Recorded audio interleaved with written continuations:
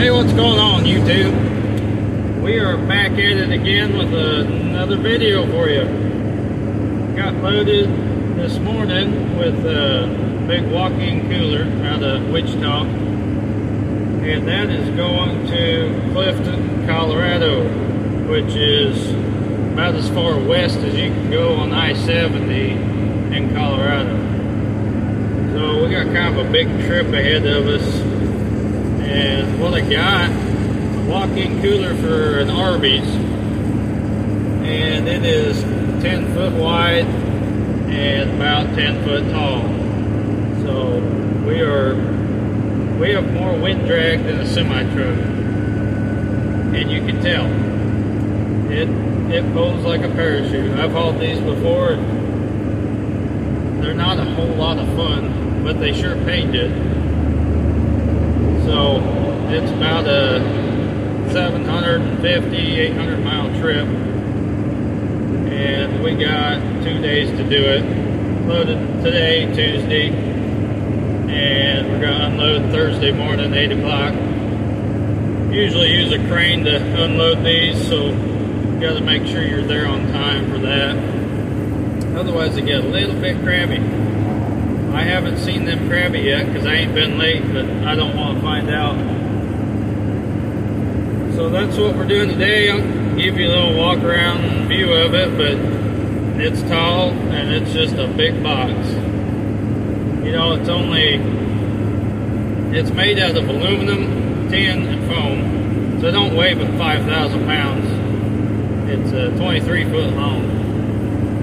But it just pulls hard. It's just about all this truck wants. We're running the pyrometer about 1,000 degrees, about 200 degrees on the water, 55 mile an hour, fourth gear.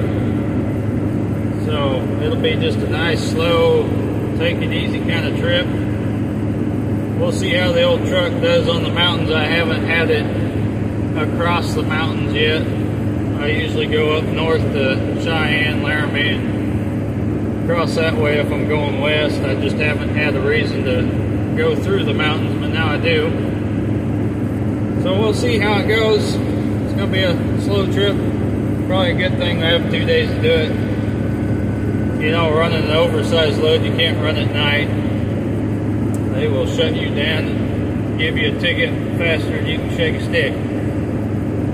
So we're going to make it as far as we can today, sleep in the truck probably, go across the mountains tomorrow. I hope to get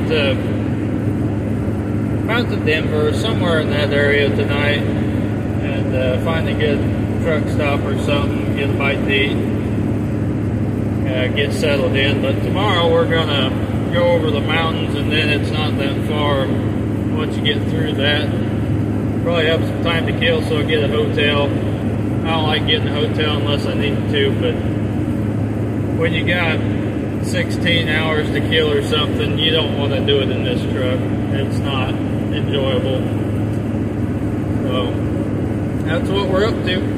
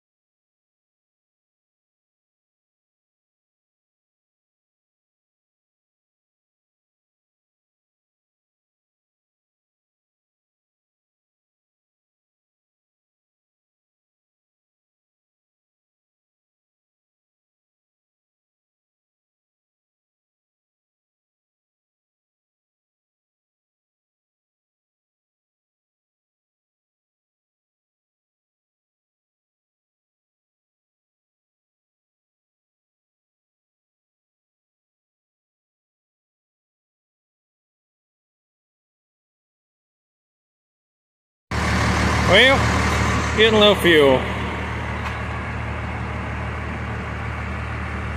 Yeah, we're like, it's like pulling a house.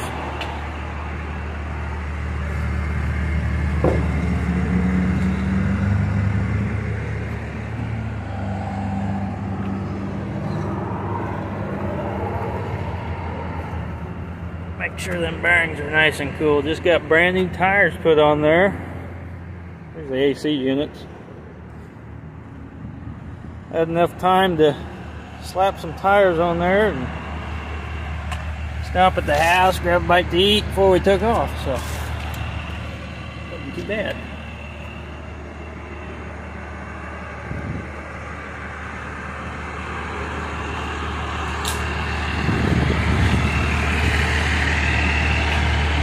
Look at that son of a gun. That is big.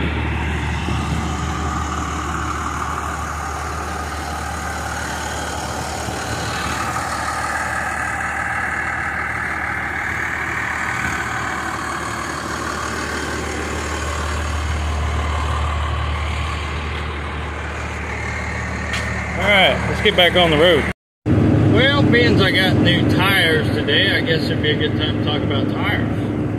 So, what I've ran on this truck, I got size 235, 85, 16s, same as the trailer.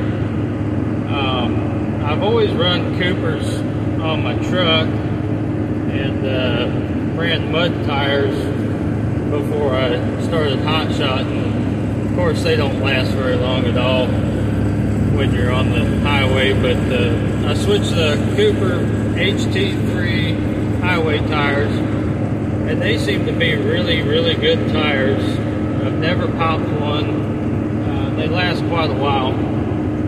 I put them different tires on my trailer. I run those Hercules H09, H109, whatever it is. Those are 14 ply tires, and those are heavy. I actually weighed the 10 ply tires I took off of my trailer, and I weighed those 14s when I put them on, and there's a 20 pounds difference per tire. So there's a lot more meat on those. Now, I just took, hello Sheriff. I just took the 14 plies off because I let my bearings get a little sloppy on my trailer and didn't realize it. They weren't terribly loose, but they was loose enough to where they wore out the inside tread on all four tires because they was all adjusted the same way. So it was kind of like driving on squares. After a while, it got to the point where it would shake the whole truck because they was so out of round, and they weren't halfway wore out, and I had probably 50,000 miles on them, and they still had half the tread left, but they just wasn't wearing right. So I took those off, and I actually ran those same tires on the rear axle of my truck and the Cooper's on the steer axle, and those worked okay. They had good things and bad things. You're never going to pop a 14 ply tire, not on a 3/4 ton pickup. And they lasted a long time. They lasted about 50,000 miles without rotating them on the drive axle of the truck, which I think is very impressive. But if you pee in front of the tire, you get stuck. They had no tread to grab onto anything. You know, if I was getting fuel and I splashed a little fuel on the ground, and then as I was pulling away from the fuel pump, the tire would slip. I could, if it was raining outside and I was on a blacktop road going 50 miles an hour, I could mash on the gas and spin the tires. The whole truck would just kind of fishtail. So they had no traction. You do not want to run those in the wintertime. They're a great summertime tire for strictly on the highway. However, they are very stiff, and they are not a comfortable ride. They're stiffer than stiff. I mean, they're bad. And the tread is just so flat, so perfectly flat, and the edges are so sharp that if you're going down the road, you're going through road work or something where there's a little ridge in the road or something, that tire will grab onto that and it'll jump on top of that little hill or whatever you want to call it, that little bump. So the back of your truck would jump over, and it was not a smooth ride. It just, you go through construction in the middle of Dallas or something like that, where it's 3 lanes of traffic, bumper to bumper. It's so tight, and then you get construction on top of that. The truck would be trying to jump around on you, and it wasn't a good choice to put those tires on there. They lasted a long time, but they didn't pop. But that's about it. So anyway, on the trailer tires, I'll never run a 10-ply tire because they will pop. They just will. I had 2 out of the 4 pop on this trailer. So I stepped down to a 12-ply, and we're going to try them and see how they are. I can already notice a difference. Of course, the truck doesn't bounce around all the time because I have round tires, not square tires now. But I'm hoping they'll last a long time. I expect to get 50 or 60,000 out of them. I don't expect any more than that, and I hope they don't pop. So we'll see how they go. And they are trailer tires, not truck tires. The Hercules tires I had on the truck and trailer were both truck tires, and I did that. That way, if I pop a truck tire, I can put one of them tires on the truck, limp to town, or whatever, in case I pop 2 and use my spare and it pops. If everything went wrong, I still had a way out, basically. So now I got trailer tires on the trailer, 12 plies. I think they're Power King or something like that. And now I got Cooper tires all the way around on my truck.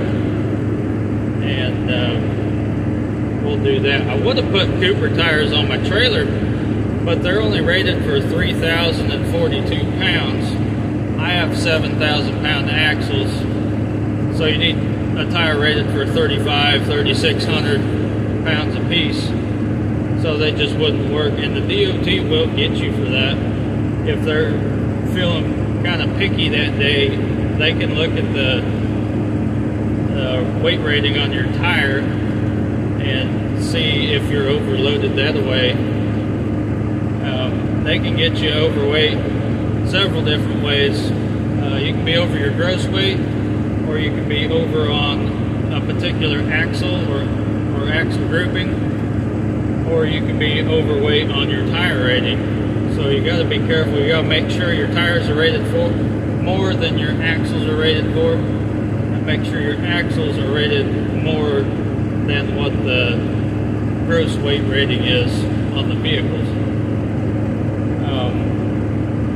So yeah, hopefully these tires work out good. It's a smooth ride right now.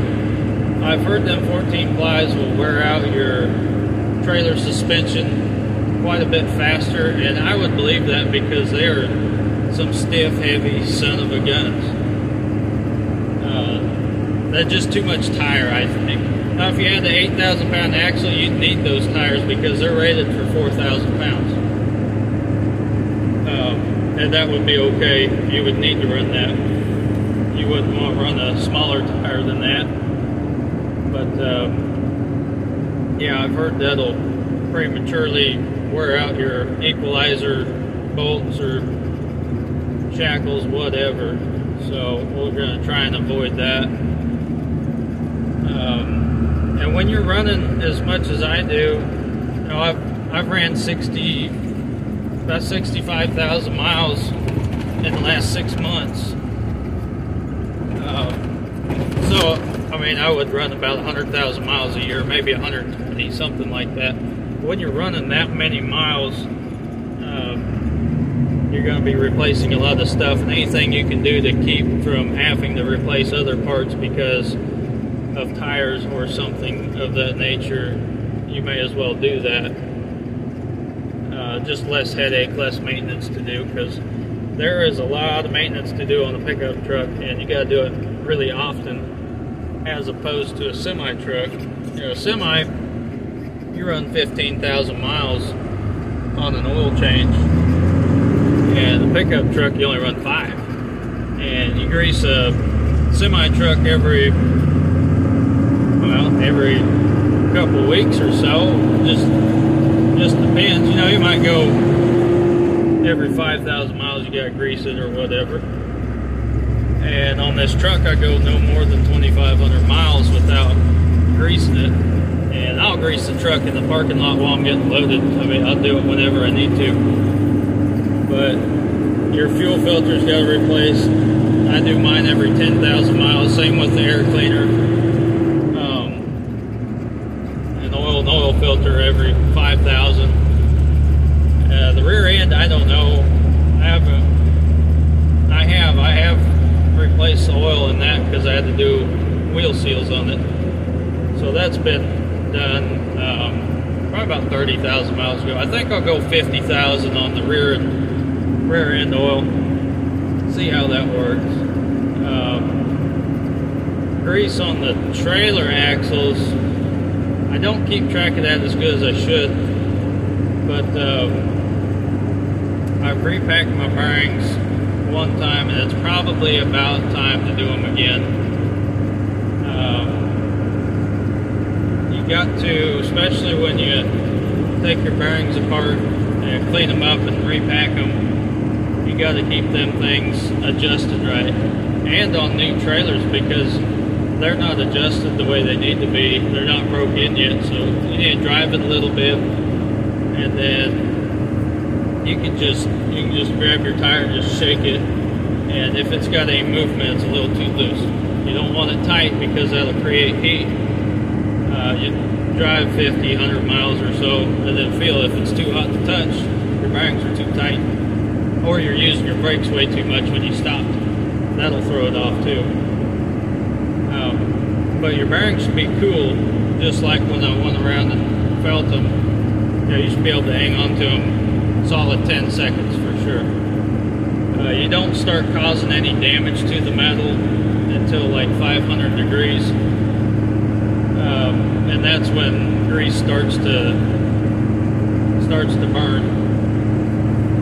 And then your wheel seal will get hot, and then it'll start leaking because that rubber touching the axle, it just gets too hot for it.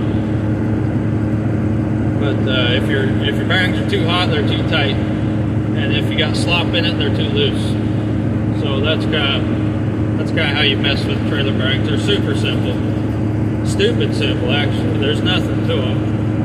And then make sure your brakes are adjusted real good too.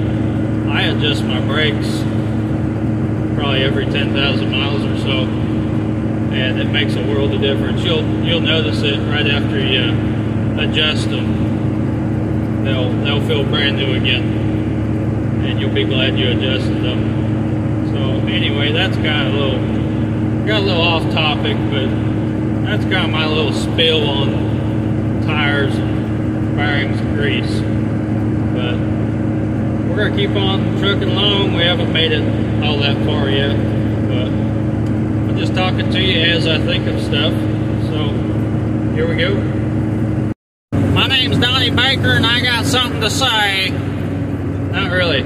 I would like to add to that, the reason I run Coopers and talk about them so much is because they're American made, and if I'm going to spend some money, I'm going to try and do my best to keep that money around here in the U.S.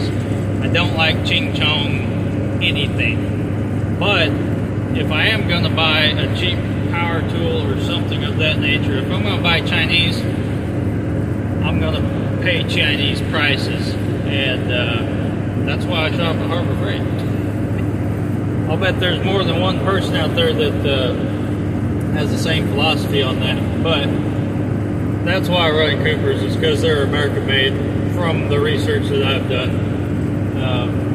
But I would like to find an American made trailer tire, 12 ply, 235/85 R16. So if you know of what brand it is or makes that kind of tire and is American made, I'd be interested to know about it, because I don't want to support France or Italy or Taiwan or whatever. Yeah, I'd just rather keep my money around here.